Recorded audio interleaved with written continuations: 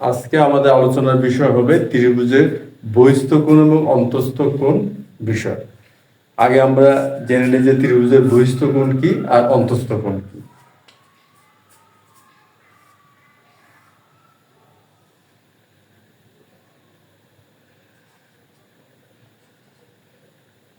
ABC একটা ত্রিভুজ। প্রথমে আমরা জেনে নিই অন্তস্থ কোণটা কি। তা এখানে কি হচ্ছে, এ বি সি একটা ত্রিভুজ আমরা চিত্র দেখতেছি। এখন এখানকার এই ত্রিভুজটা অন্তস্থ কোণ হবে, কোণ হচ্ছে এবিসি, কোণ এসিবি, আর হচ্ছে কোণ বিএসসি। এই ত্রিভুজের অন্তস্থ কোণ কি হচ্ছে এবিসি, এসিবি এবং বিএসসি, অর্থাৎ এ বি সি এই কোণটি, তারপর হচ্ছে কোণ এ সি বি এই কোণটি, এবং কোণ বিএসসি এই কোণটি। এই তিনটি কোণ হচ্ছে ত্রিভুজটির অন্তস্থ কোণ। আর এটা হচ্ছে কি অন্তস্থ। অন্তস্থ মানে ভিতর, বুঝলেন? অন্তস্থ কোণ। এখন বহিস্থ কোণটা কি? বহিস্থ কোণটা হচ্ছে এরকম, আমরা বিসি কে ডি পর্যন্ত বর্ধিত করলাম। কি করলাম? বিসি কে ডি পর্যন্ত বর্ধিত করলাম। এটাতে আমরা কি পেলাম? এসিডি একটা কোণ পেলাম, অর্থাৎ বিসি কে ডি পর্যন্ত বর্ধিত করায়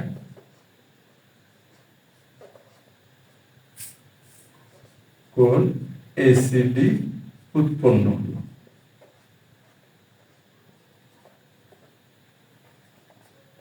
এসিডি উৎপন্ন হলো, এসিডি উৎপন্ন হলো।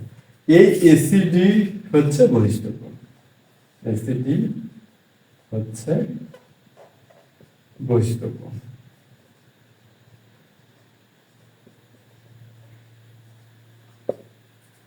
এসিডি কি?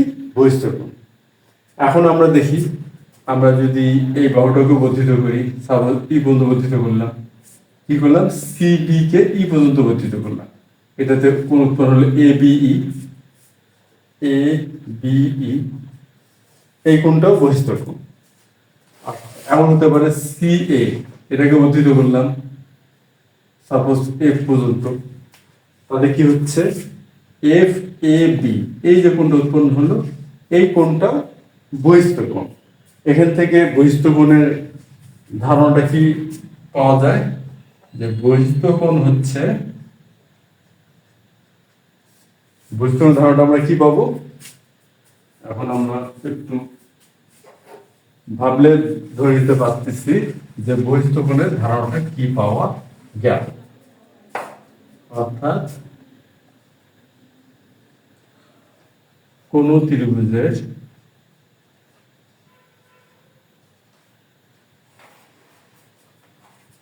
একটি বাহুকে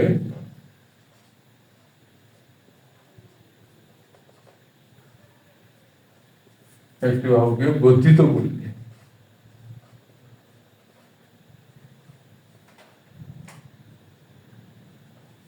করলে যে কোণ উৎপন্ন হয়,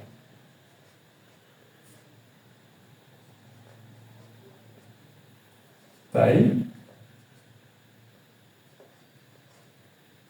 ত্রিভুজটির বহিস্থ কোণ।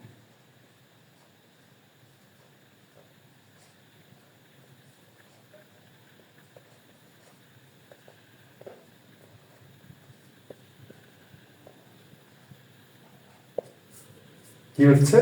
কোন ত্রিভুজের একটি বাহুকে বর্ধিত করলে যে কোণ উৎপন্ন হয়, তাই ত্রিভুজটির বহিস্থ কোণ।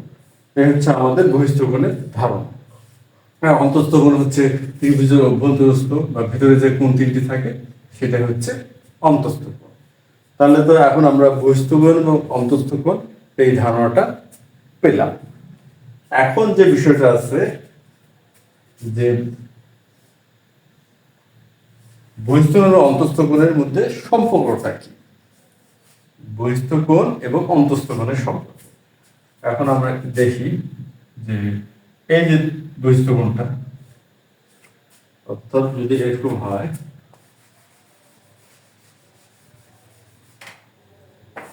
যে এবিসি এখানে একটা ত্রিভুজ, ডি পর্যন্ত বর্ধিত করলাম, এসিডি বহিস্থ কোণ উৎপন্ন হলো।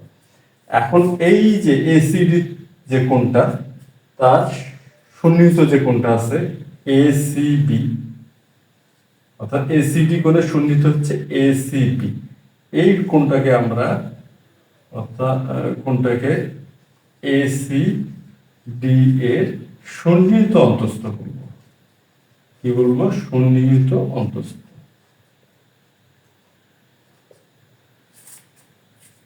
এই এসিডিটা হচ্ছে এসিডি এর সন্নিহিত অন্তস্থ হচ্ছে এসিবি। আর যে বাকি দুই অন্তস্থ আছে, কে কে আছে? বিএসি আর হচ্ছে এবিসি। এই কোণ দুটিকে বলবো বিপরীত অন্তস্থ। এই কোণ দুটিকে বলবো বিপরীত অন্তস্থ। আচ্ছা, তাহলে এখন বিষয়টা তাহলে কি দাঁড়ালো? এসিডি এর সন্নিহিত কোণটাই হচ্ছে বহিস্থ কোণ এসিডি এর সন্নিহিত অন্তস্থ কোণ, আর অপর দুটি অন্তস্থ কোণ হচ্ছে এসিডি বহিস্থ কোণের বিপরীত অন্তস্থ। আর অন্তস্থ কোণ এবং বহিস্থ কোণের সম্পর্ক হচ্ছে যে কোন ত্রিভুজের বহিস্থ কোণ তার বিপরীত অন্তস্থ কোণ দ্বয়ের সমষ্টির সমান। আমি আবার বলতেছি, কোন ত্রিভুজের বহিস্থ কোণ তার বিপরীত অন্তস্থ কোণ দ্বয়ের সমষ্টির সমান, অর্থাৎ এসিডি হবে কোণ বিএসি এবং এবিসি এর যোগফল। অর্থাৎ আরেকবার বলি, এসিডি হবে কোণ বিএসি এবং কোণ এবিসি এর যোগফল বা সমষ্টি। এখন যদি আমরা সিবি কে বর্ধিত করি এ পর্যন্ত, সেক্ষেত্রে কি হবে? কোণ এ বি এফ হবে কোণ এ বি এফ, অর্থাৎ এই কোণটা হবে কোণ, এটা হচ্ছে এবিসি হচ্ছে সন্নিহিত অন্তস্থ, তাহলে এ বি এফ হবে বিএসি এবং এসিবি এর যোগফল, বিপরীত অন্তস্থ কোণ দ্বয়ের সমষ্টি। আজকে আমাদের যে প্রমাণের বিষয়টা হচ্ছে এটি, যে ত্রিভুজের কোন বহিস্থ কোণ তার বিপরীত অন্তস্থ কোণ দ্বয়ের সমষ্টি সমান।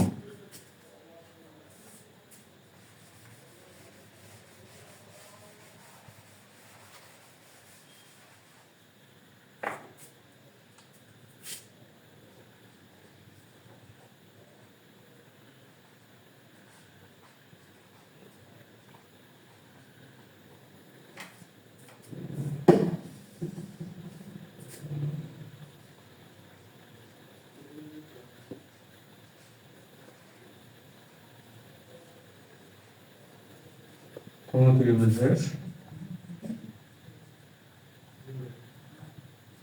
বহিস্থ কোণ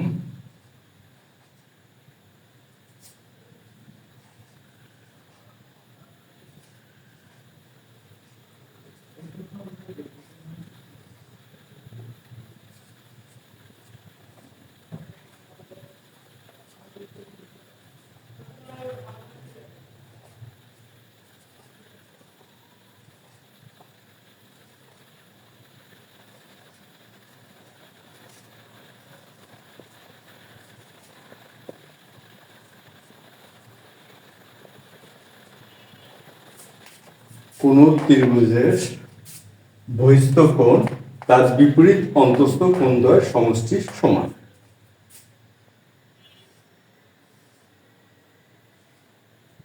এবিসি একটি ত্রিভুজ, বিসি কে ডি পর্যন্ত বর্ধিত করলাম, কোণ এসিডি বহিস্থ কোণ উৎপন্ন হলো, যেটা কিনা কোণ বিএসি এবং কোণ এবিসি এর সমষ্টি সমান।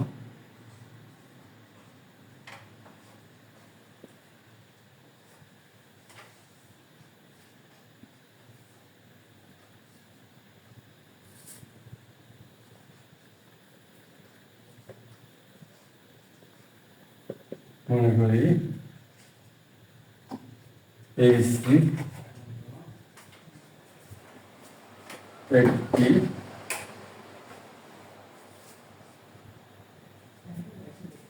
ত্রিভুজ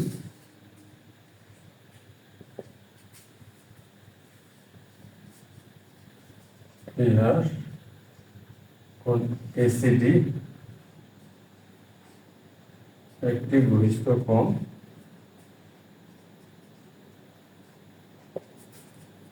প্রমাণ করতে হবে যে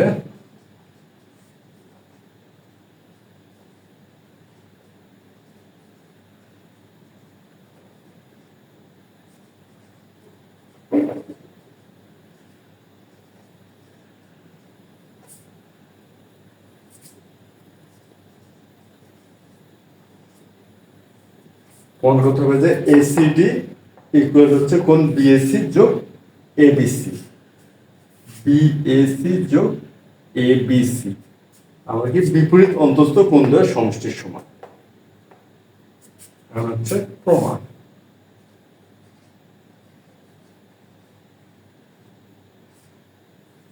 আমরা জানি যে কোন ত্রিভুজের তিন কোণের সমষ্টি 180 ডিগ্রি, এটা কিন্তু আমরা জানি যে কোন ত্রিভুজের তিন কোণের সমষ্টি 180 ডিগ্রি। তো ত্রিভুজ এবিসি এর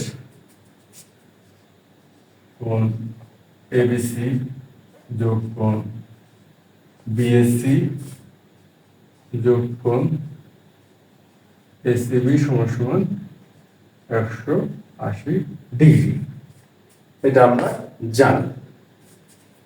এটা হচ্ছে 1 নম্বর সমীকরণ আমরা দিলাম।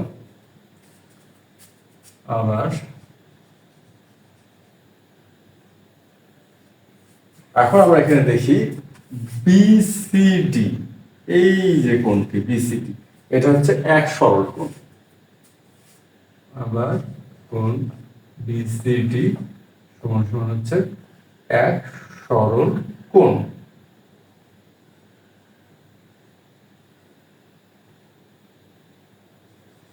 বা এখন বিসিডি দেখি কি অবস্থা। বিসিডি কে যদি আমরা চিত্র খেয়াল করি তাহলে দেখতে পাচ্ছি যে এসিবি এবং এসিডি এই কোণ দুটি যোগ করলে বিসিডি কোণ পাওয়া যাচ্ছে।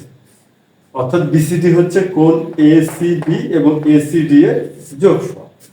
আমরা এখানে লিখতে পারি এসিবি যোগ কোণ এসিডি সমান সমান 180 ডিগ্রি। এক সরল কোণ হচ্ছে 180 ডিগ্রি। বা এখন আমরা খেয়াল করি 1 নম্বর সমীকরণ 180 ডিগ্রি ত্রিভুজ এবিসি যে তিনটি অন্তস্থ কোণ তার সমষ্টি 180 ডিগ্রি। সুতরাং আমরা 1 নম্বর সমীকরণের ধারণা যদি এখানে ব্যবহার করি, অর্থাৎ 180 ডিগ্রি হচ্ছে তিনটি কোণের সমষ্টি। আমরা 180 ডিগ্রির ক্ষেত্রে এই তিনটি কোণের সমষ্টি লিখতেই পারি। তাহলে এসিবি যোগ কোণ এসিডি সমান সমান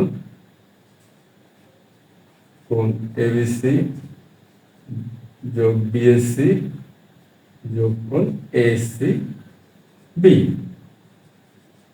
এখন আমরা খেয়াল করি যে বাম পক্ষ এসিবি আছে, ডান পক্ষ এসিবি আছে। এখন যেহেতু দুটি কোণই একই, তা সুতরাং আমরা উভয় পক্ষ হতেই এসিবি বাদ দিতে পারি। সমান সমান কোণ উভয় পক্ষ থেকে আমরা বাদ দিলাম। বাদ দিলে কি আসতেছে এসিডি সমান সমান কোণ এবিসি যোগ বিএসি। আমাদের ব্যাপারটা কি দাঁড়ালো, এসিডি হচ্ছে একটা বহিস্থ কোণ। এই কোণটি কার কার সমান, এবিসি এবং বিএসি। এবং আমরা যে অন্তস্থ কোণের যে ধারণাটা আমরা জানলাম তাতে আমরা তো বলতে পারতেছি যে এই কোণ দুটি হচ্ছে এই বহিস্থ কোণটির বিপরীত অন্তস্থ কোণ। তাহলে আমাদের কি দাঁড়ালো, কোন ত্রিভুজের বহিস্থ কোণ তার বিপরীত অন্তস্থ কোণ দ্বয়ের সমষ্টির সমান। এবং আমরা এই ধারণাটা এখানে প্রমাণ করলাম। এবং আমরা দেখি হ্যাঁ আমাদের যে এই যে প্রমাণ যে বিষয়টা যে কোণ এসিডি সমান কোণ বিএসসি যোগ এবিসি, এখানেও ঠিক তাই। তাহলে আজকে আমাদের যে আলোচনার বিষয়টা ছিল এটা আমরা গাণিতিকভাবে বিষয়টা প্রমাণ করলাম।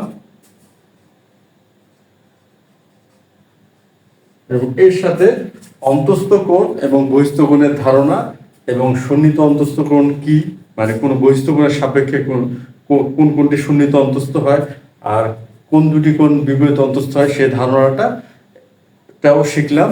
এবং সবশেষে আমরা প্রমাণ করলাম যে কোনো ত্রিভুজের বহিস্থ কোণ হচ্ছে তার বিপরীত অন্তস্থ কোণদ্বয়ের সমষ্টির সমান। তো আজ এই পর্যন্তই। ধন্যবাদ তোমাদের সবাইকে।